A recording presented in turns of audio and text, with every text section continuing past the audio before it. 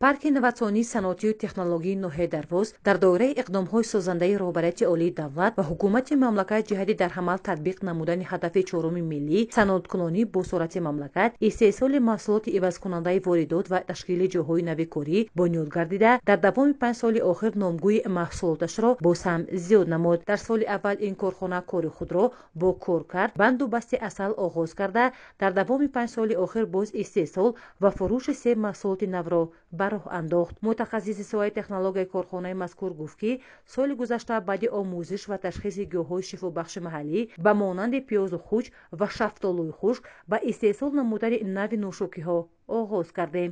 Яке аз бартариҳои маҳсулоти мо ин даст кашидан аз иловагиҳои кимиёвӣ мебошад. чое ки бо таъми шафтолу дар корхона истеҳсол карда мешавад, аз ҷиҳати экологӣ тоза аст. ҳамчунин ҳангоми истеҳсоли нӯшобаи хучу пиёзи анзур танҳо аз маҳсулоти табиии маҳаллӣ истифода мебарем. ашёи хомро мо аз сокинони ноҳияҳои Ванҷу Ишкошиму Дарвоз мутобиқи шартнома харид мекунем.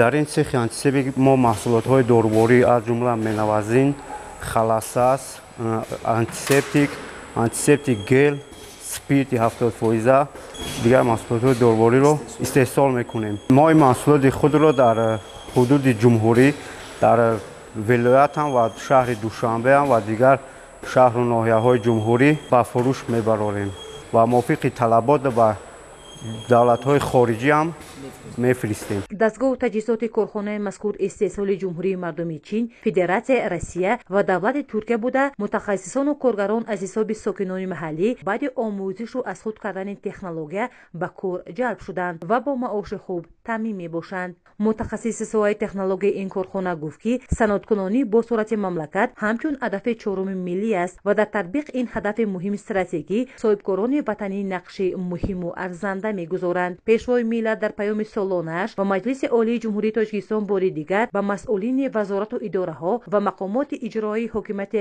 маҳаллӣ дастур доданд дар ҳамкорӣ бо бахшҳои хусусӣ ҷиҳати фароҳам овардани шароити мусоид барои рушди истеҳсоли саноатӣ тадбирҳои иловагӣ андешанд.